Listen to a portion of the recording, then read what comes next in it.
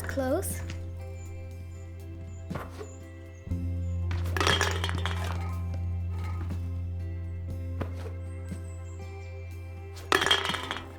Dad, I hit them all.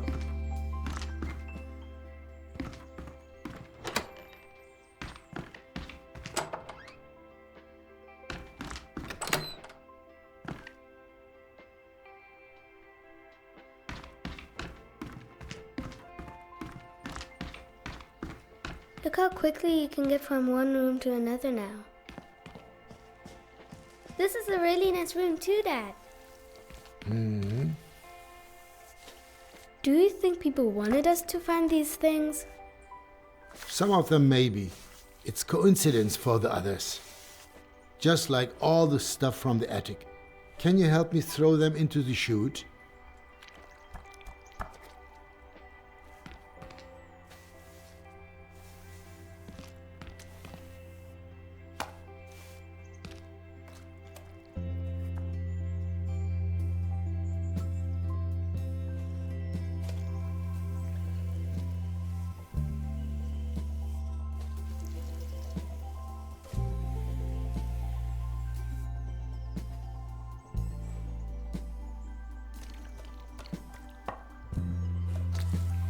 Does all of this have to go, Dad?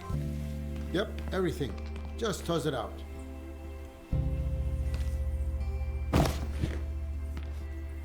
Bye!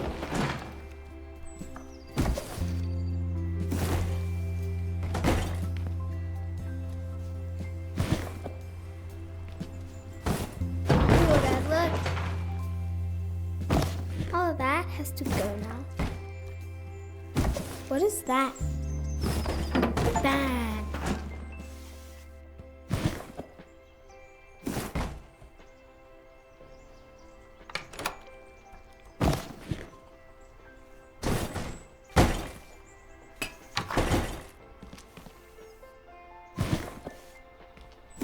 Get rid of the old stuff.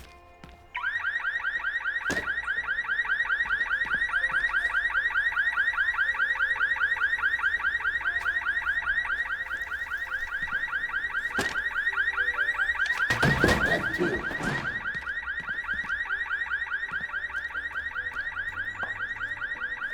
What is that funny thing?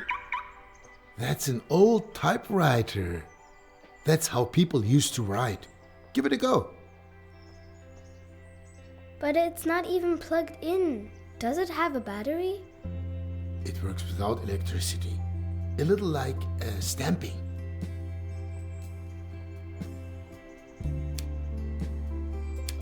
Can I write a story with it? You can use it to write anything. Maybe an adventure, a true legend. You know, before, you used to make up a story for me every night.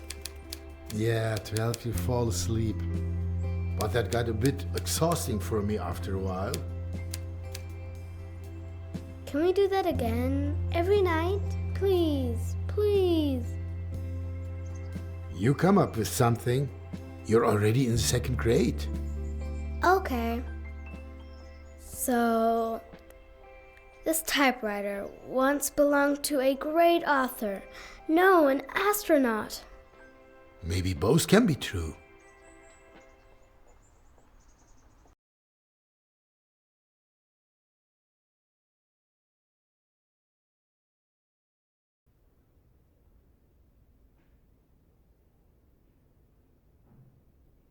You know what, Antonia?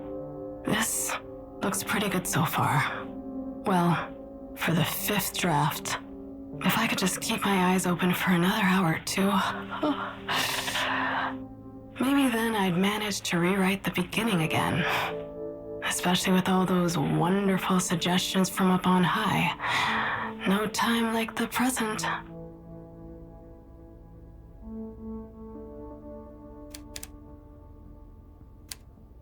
The cosmonaut was ready to set forth into an unknown world.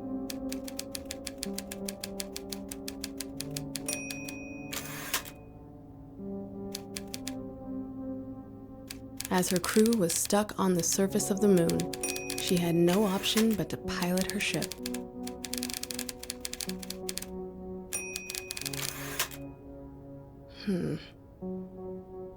I should probably decide on a name for that spaceship.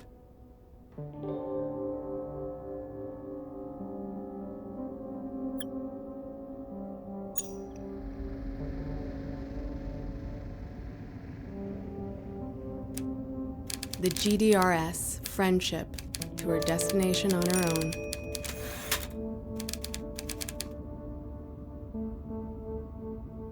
It carried her farther and farther away from the sun and so far away from the blue planet.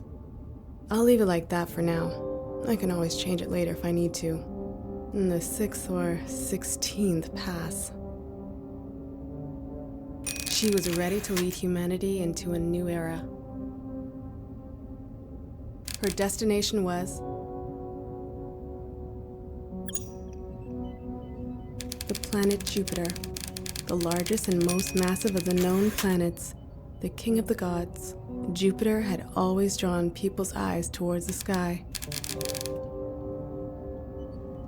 The signal that originated from there had been puzzling humanity for 6 years. She looked at the photograph in her hand. It was the last group photo of the crew, taken on Earth before the blast-off. There's still 2 possibilities for the backstory. Both would work, but what would the publishing authority prefer? She felt as if an eternity had passed. With tears in her eyes, she remembered the unfortunate fate of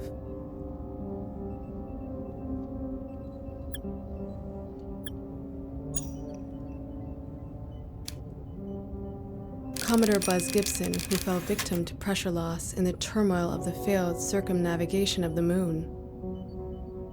She would see this mission through to its end, if not for the people of Earth, then for the comrades who had been forced to stay behind. Phew, it's a lot of repetition. I'm sure some readers will be grateful for the summary. A quick break might be in order.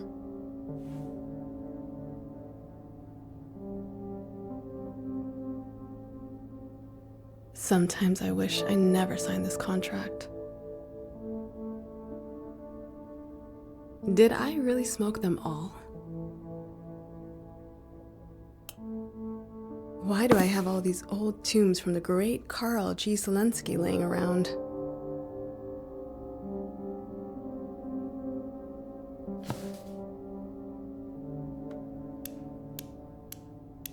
Mom was always so proud of Dad's achievements. I always wondered whether she even really liked his books. The Russian authors have got the hang of it. My first book, Change, is almost 5 years old. Although, Standstill would have been more appropriate after the publishing authority had gone through it. But it was an achievement to have published anything. If I hadn't bumped into the physics students in the library, the whole story would be a sloppy mess. I'm quite proud of the story structure. The plot is relatively complex, and it's still accessible. Huh? What? Stay calm. You're just a bit tired. Warning, warning. Pilot to the bridge. Interstellar objects in close range.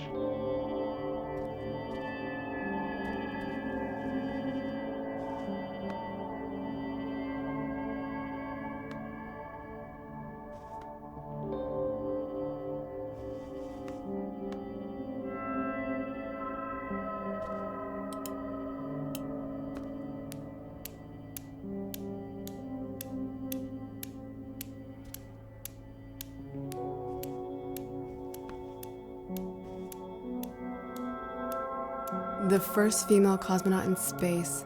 Excellent inspiration for my story.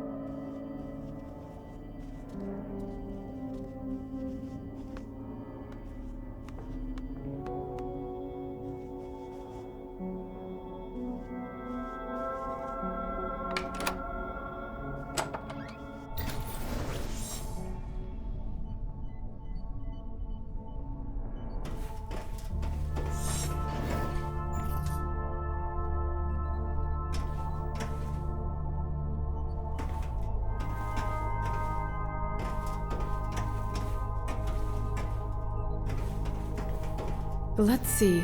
What happened? The cosmonaut had almost left the asteroid belt. The last few rocks streaked past dangerously close to the ship. She had to take action.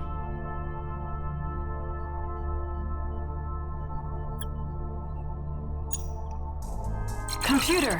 Full power to the maneuvering thrusters! Confirmed. Redirecting power to the maneuvering thrusters. I wonder if something like this might be possible someday. It's certainly conceivable. But the navigation computer was at risk of overloading. There was no time to lose.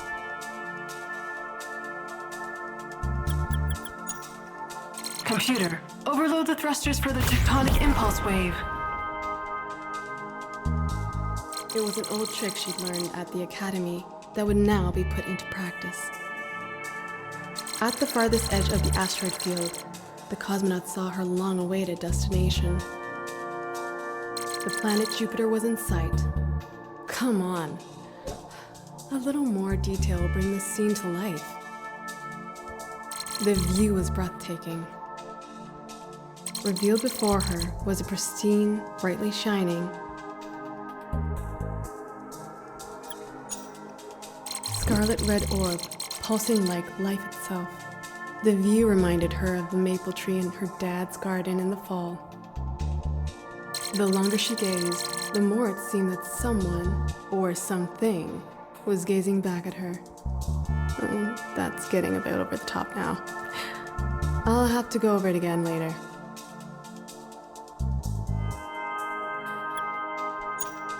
The surface of the planet was turbulent and agitated. Its atmosphere was being torn apart by storms. I hope my readers will be able to imagine any of that. And now, an exciting lead into the next chapter to keep my readers hooked. Computer, prepare to land. Let's take a closer look at this new world. Course calculated. Landing initiated. The communication model emitted a signal. What's that? Where's that coming from? It sounds like someone's trying to make contact.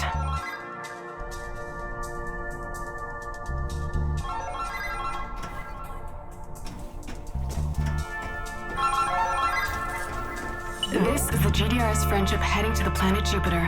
To whom am I speaking? Come in. This is Bulo. I hope I'm not disturbing your work too much. Yes.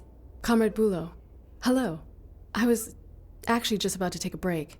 Oh, the new revision is almost complete. Ah, yes, exactly. About your novel, hang on. The one called... Yes. I'll go through it slowly so you can write it down.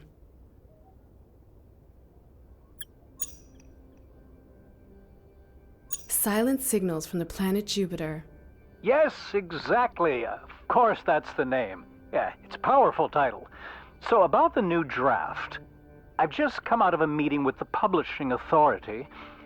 Yes? Unfortunately, there are still one or two issues. You know what they're like. It's nothing personal. Yeah, I know. First of all, regarding the main character and the idea of a female cosmonaut, think about character leads like Yuri Gagarin. People just relate more to male protagonists. Well, I think... And then we're a little uncertain about whether landing on an alien planet might not just be altogether reckless. After all, the crew doesn't know anything about the political positions of the inhabitants. Imagine suddenly finding yourself in the parko of the aliens. Unthinkable. But it all revolves around that. That's the core of the entire story, and the book is almost finished now. It will only be finished once the approval procedure's complete. Zelinsky, you have to deliver now. Yes. Maybe you could contact your father, Carl. Because he did everything you told him to, but the book is almost finished. Excuse me? Miss Zelinsky? That's fine, Comrade Bulo. I'll take care of it without my father. What a disaster. They want me to change everything. How am I even supposed to manage that? I have to pull myself together now, or else everything will blow up in my face. Attention, fluctuation in the fabric of space-time.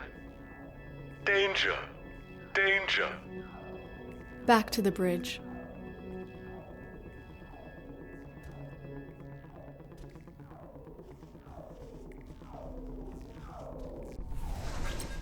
The GDRS Friendship had run into massive turbulence.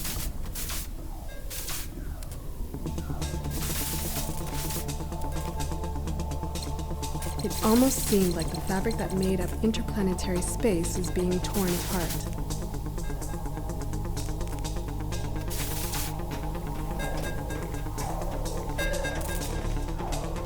The changes are tearing everything apart. They want me to ask for Dad's input because he always did what they said, but we'll get there. All the systems had failed. Even the controls were unresponsive to the cosmonauts' inputs. She had to find and open the maintenance hatch.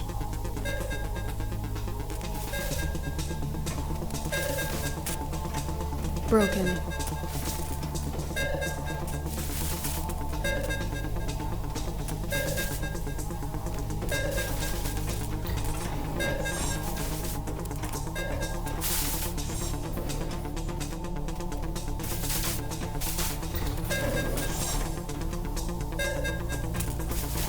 Nothing's working anymore. No chance.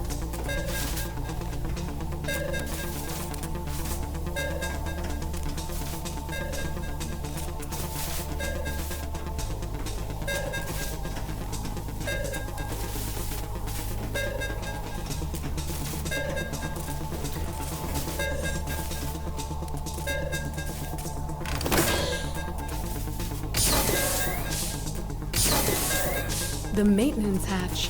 What a mess. Right. Stay calm. We can do it. What did Bulo say? No female protagonist. Contact is too dangerous. Where do I start? What if I just changed?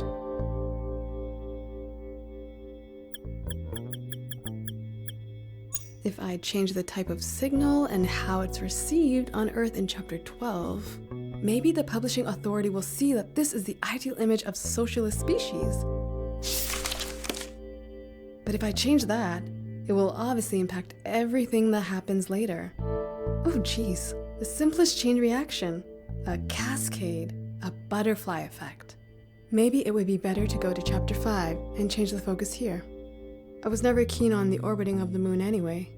The crew instead had problems with...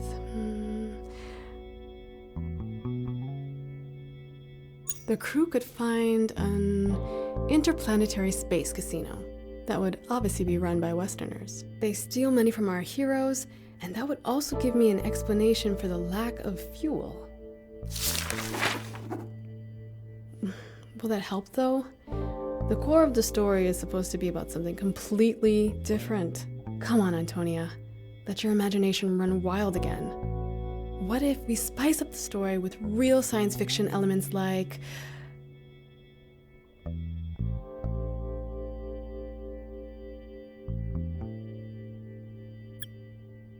The end just doesn't take place. It has taken place, and will take place again. There are multiple dimensions at different points in time, and everything is happening at the same time. And then again, at the same time it doesn't. It's only getting more complicated. Don't let it drive you crazy, Antonia. Concentrate on the core of the story. The core.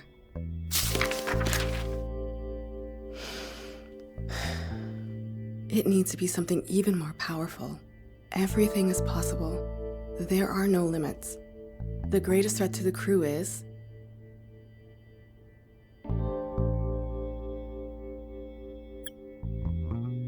The sun could become a black hole, swallowing everything up. Light, energy, time itself. And that's obviously a metaphor for the insatiability of the ruthless capitalistic system. The black hole is obviously a trigger for the time travel, that's clear. It's the beginning, end, and the middle all at once. There. I wouldn't need to explain much more than that. That would solve almost all my problems. Oh no. But then, is that still the core of my story? I think I've almost cracked this nut. I have to go further. Another stroke of genius.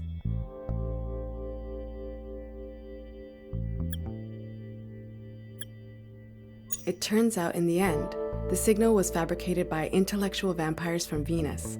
They could even join forces with the casino operators from the moon. After all, they're bloodsuckers too. That makes total sense. That's it. Just brilliant. I think this idea is now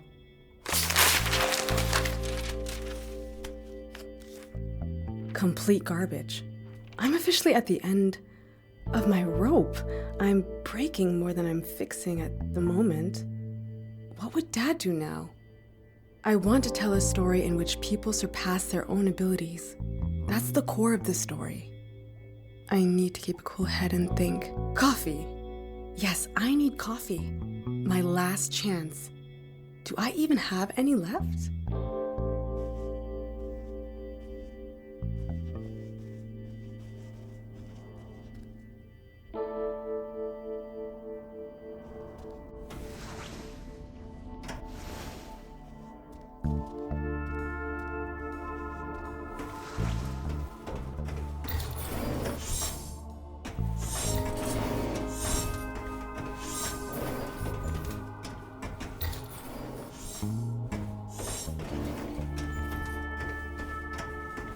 Thank you, Comrade Bulo, for your many wonderful suggestions. Greatly appreciated.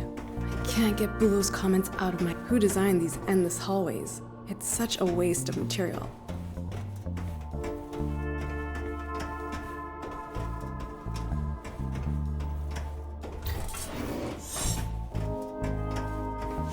Every story has an ending. Like this one, for example. The crew had to sell off this part of the ship to settle their casino debts. Every story has an ending.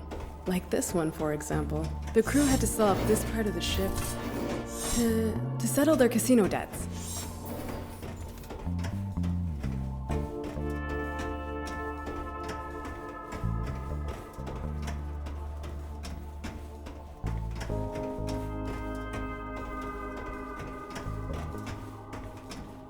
Bulo and all his changes. I guess I'll have to fight to have a female protagonist in my own book.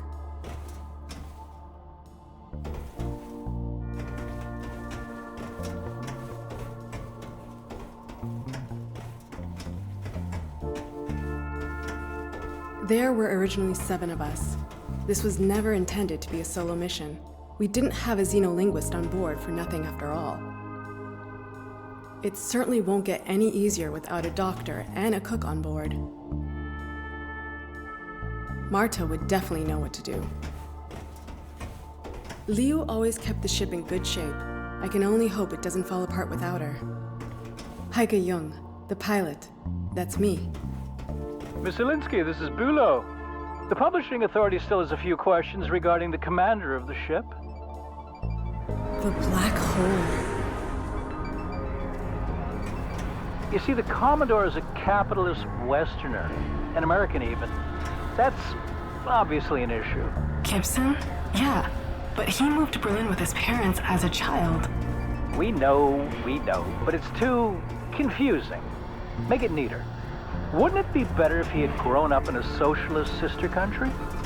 But you did read the Commodore dies during the lunar orbit. Of course, but you would expect a heroic sacrifice like that to come from someone from a socialist country. Come on, Zelinsky, you're an author. Just pick one. Can't be that hard.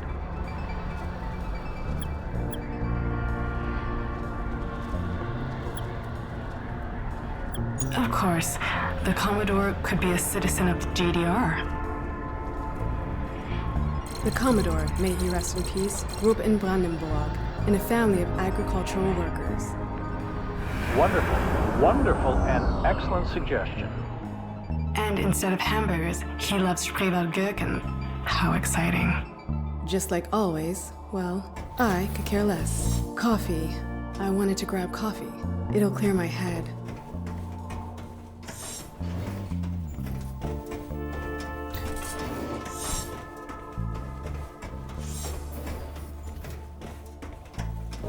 Don't worry, Dad.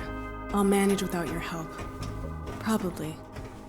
I miss my friends and simpler times.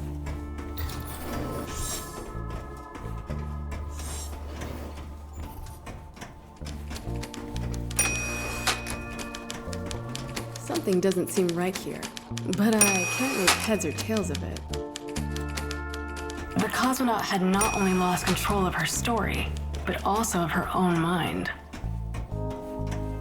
Bulu again. Just one more thing.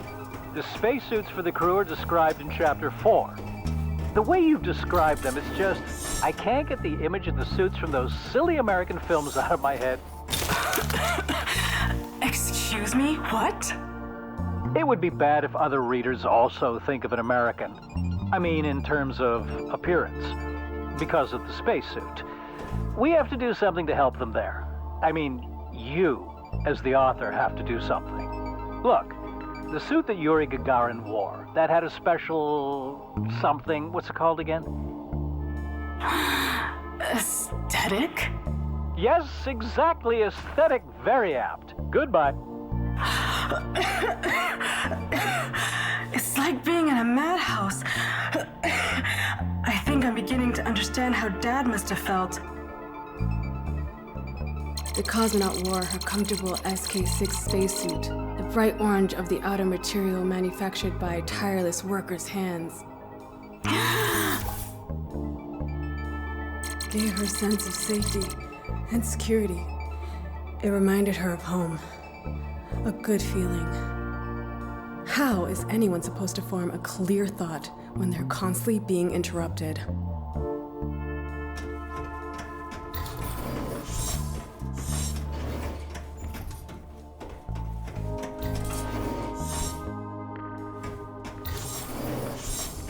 Hello, this is Bulo. You're sure on the phone a lot when you should be writing. Ecology? Sorry? Ecology is a contemporary topic, and we think it would work really well for our, your story. Clean air is really wonderful. The publishing authority agrees. Do you think we can squeeze that in? Air? Of course. Actually, there is simply no air to breathe on board the ship, hence the spacesuits.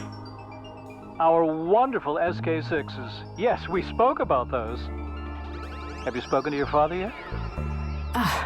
We agreed that I would work it out myself, didn't we? Oh yes, apologies. My mistake. So, fresh air. Yes, write it in. Impossible. Oh, whatever. It's illogical anyway, but maybe the ship could just have...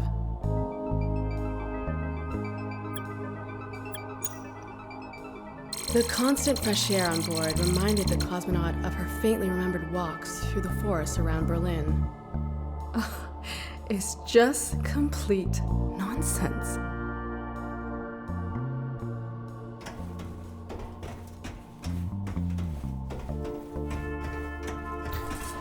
That looks really inviting.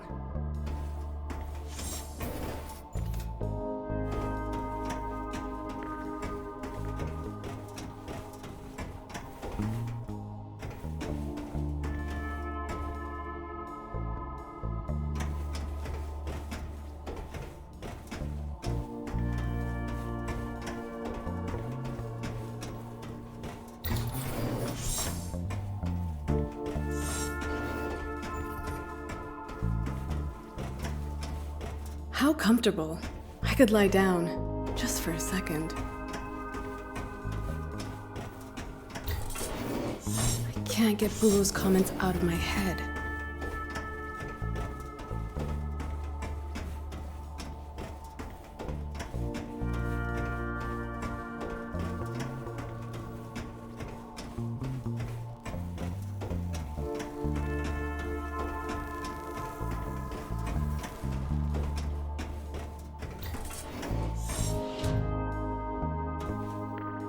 Ah, yes.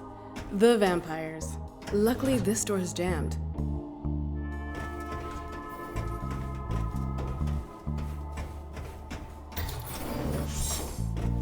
Bülow again, Miss Zelinsky, I forgot to mention something. In Chapter 9, there's reference to the ship being armed with these nuclear warheads. That's right, they're used in Chapter 12 and... We know. Only do you not think that these days, I mean, just the word nuclear triggers some pretty strong feelings? I once had a similar discussion with your father. Yes, and in the future, these once deadly weapons are used peacefully and demonstrate how humanity as a whole has evolved. It's important, Bülow. Bülow? Are you still there? Cut the nuclear weapons, or the publishing authority will cut your book. Despite sufficient capacity, the ship obviously did not carry any nuclear warheads. Where you may have once found deadly weapons, you would now only find unending ease and the cheerful spirit of socialism. All of these changes are a nightmare. I have to focus and keep the core of my message. I need a break. And then I'll start a respect. Finally, the coffee room.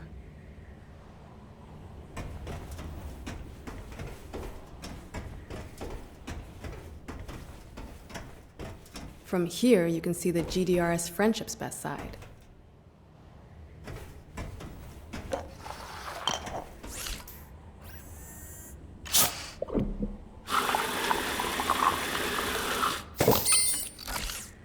There it is, my coffee, black and delicious. Ah, just what I needed. We often sat here together with the crew and just had fun. A little boost of energy was exactly what I needed. Back to work.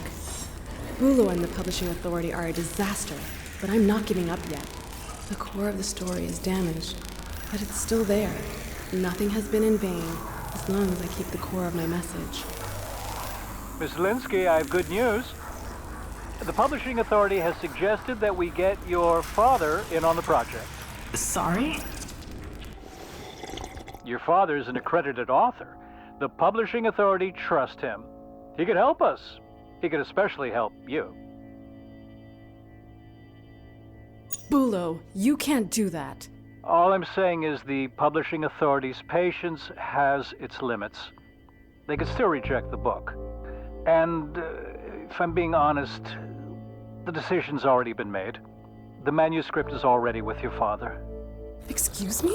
What? I know it isn't easy, but I'm sure that this is the right path forward now. Oh, of course. Fantastic. We're in agreement then. Bülow! You got to be kidding me. This is bullshit. I'm sure I can persuade Dad to keep his hands off it, but then they'll make me write loop after loop until nothing is left of the core at all. If the core of the story is really this important to me, then Dad can put his name on the book, and maybe it will get through that way. But then, what about me?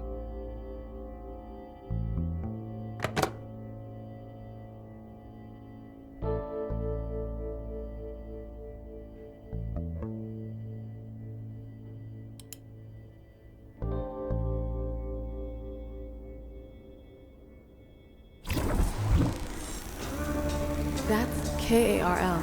It stands for Kinetic Artificial Repair Lead. It's a maintenance robot. Maybe the maintenance hatch is on the other side? Professor Palembe's toad lilies, the first of their kind to be grown in space. I would love to swap places with you. What do you think? I can't get to the core from here.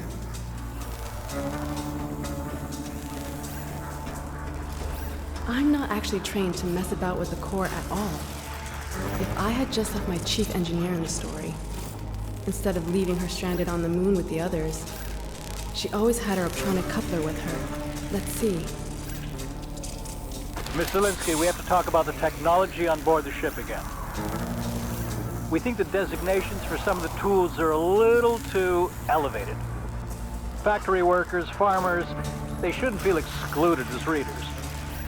But we're talking about a spaceship here, not a Trabant. We don't think that the main character necessarily has to have an academic background, right? Understood. What if instead they were a simple farmer from the countryside? Someone from industry would be even better. A simple worker, for example. What a great idea. Wonderful. Goodbye. What should I use to open the hatch? Let's do it without tools then. Fortunately, the cosmonaut had spent much of her life working with her own hands.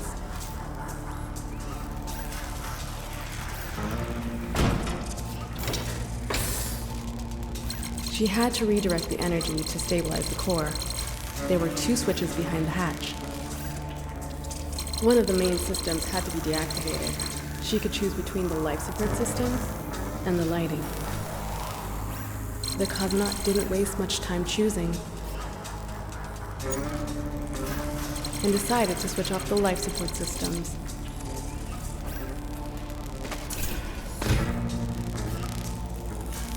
The temperature fell by 100 degrees Celsius into the night. So cold. It looked to her like the core might be calming. That should be enough to stabilize the core for now, but it won't hold forever. I need to find a solution so that I can safely complete the mission. Warning. Core status critical.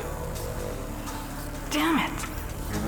Recommending emergency activation of the KARL repair unit.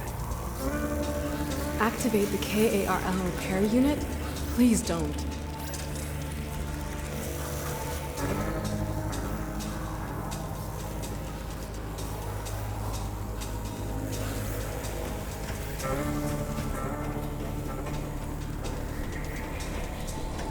I know Bulo wants me to ask Dad for help, but I have to do it myself. Activating KARL would mean admitting failure. Everyone says I'm lucky to be the daughter of such a famous author. It's just that the author in question is a stooge of the system. I will lose my shit if this telephone rings again.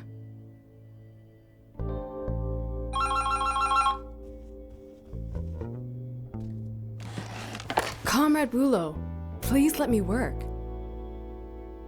Tony, hello, it's me, Dad. I wanted to see how you're doing with all the chaos.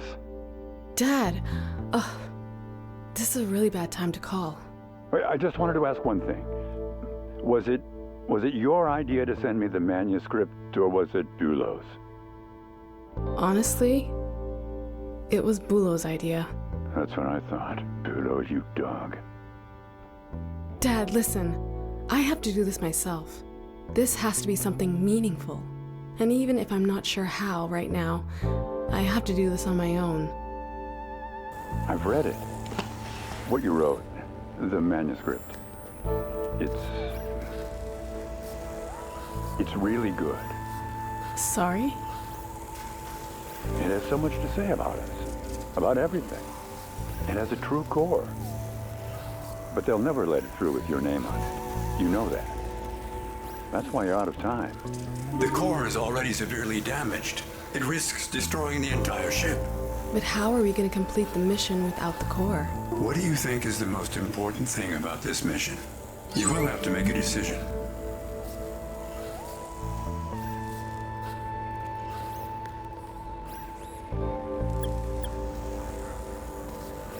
I want to send a message to the world. I have to protect the core. That's what makes you different from me. Where I caved, you stood strong. I'm proud of you. That means you'll need my help. I'll save the core for you, but you will not witness the end of the mission. All of this, nobody will be able to take it away from you. You will change something.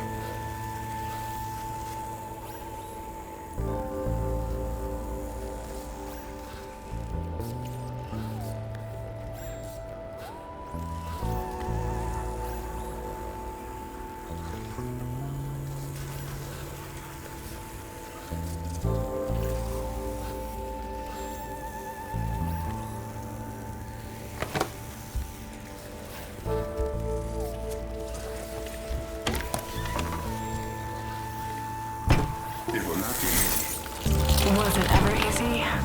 The core cannot be saved anymore. You have to release it from its anchoring. Then we will eject it into space through the airlock. The core? That's the reason I'm even here. That's the wrong console. I need to get to the other side.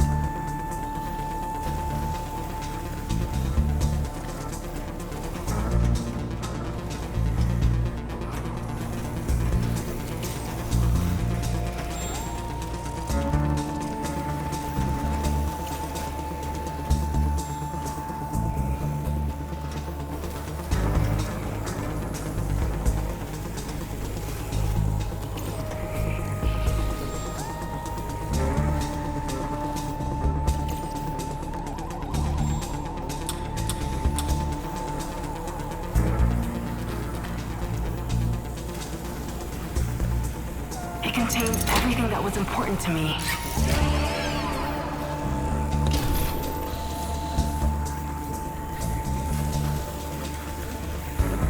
Warning. Maintenance hatch to core is unlocked. The anchoring has been released. The core is now free. I'm sorry. Believe me. I understand what this means to you. I know what I have to do. You have to eject it. Concentrate on what is really important to you. The cosmonaut.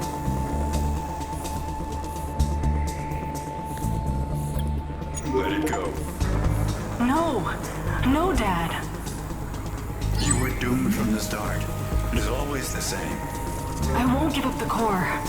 Our mission is pointless without it. The core isn't the problem. It's me. Tony, what are you doing? We need another pilot.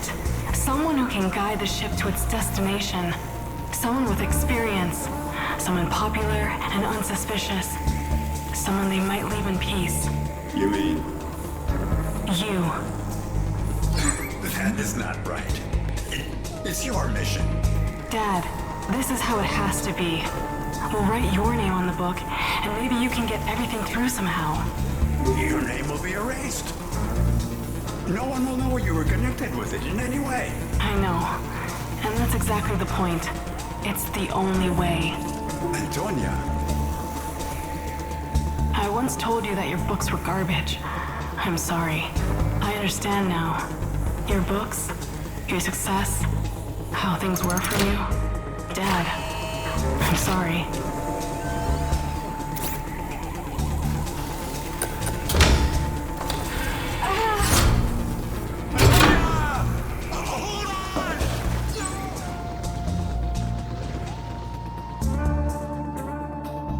You can finish it, Dad. I know you have it in you. You always had the one talent that I lack. The talent to survive. And together, we'll achieve something that we would have probably never managed alone. Maybe we'll manage to really change something.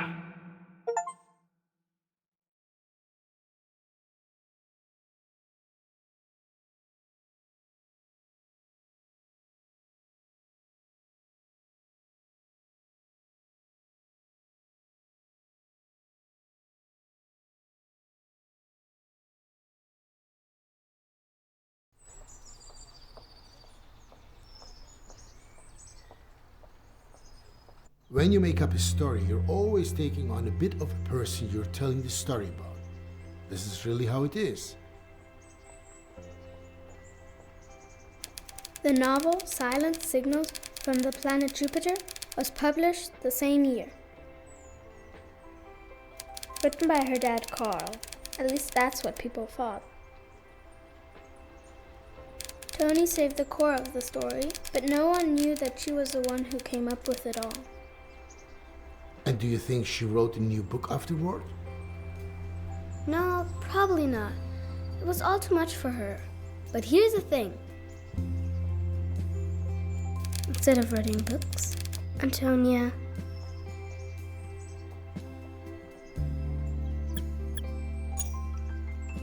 Instead of writing books, Antonia studied space travel, and today she's working with real spaceships, on Mars and stuff. That works. Antonia just goes her own way. I like to put the necklace in the box. That looks great. For Tony. The astrophysicist.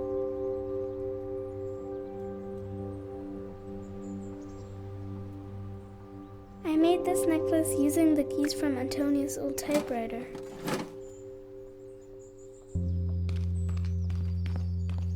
Come on, I'll show you something.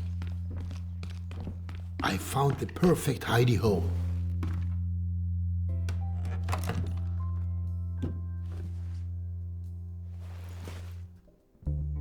It fits perfectly. Wait. I have an idea. We should hide something of our own here in the apartment too. Oh yeah! Do you mean someone will find my wall drawings eventually? Definitely.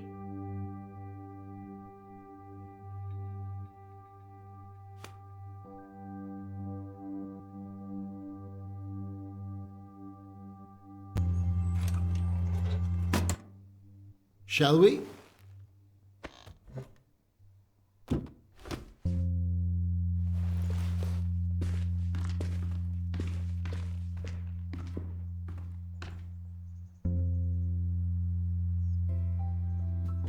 I'm starving. What do you want to eat? Ice cream? A scoop of ice cream isn't real food. 2 then? That's not what I meant. And where did you see an ice cream parlor around here? An ice cream from my store would be okay too. Nah, a scoop of ice cream from an ice cream parlor would be better. Alright then, you've convinced me. And you'll be getting broccoli flavor. That's not funny, Dad. We still need to gather up all the tools you threw down the chute. If you were an ice cream, what flavor would you be? I'd be stracciatella. Why that one? 'Cause at the first glance, I look classic and relaxed, and then bang, lots of little surprises. So you're boring with a bit of fun? I'm reliable but not predictable. I think you're like vanilla. Hey, don't ruin the surprise. But that's such a typical Dad flavor. And what are you? Smurf ice cream with colorful sprinkles and cookie dough. Chaotic, loud, and sweet as sugar. And no one knows what's in it. A mystery then, just like me. Are we gonna renovate another apartment again soon? I thought you wanted to go back to school soon. But school's boring.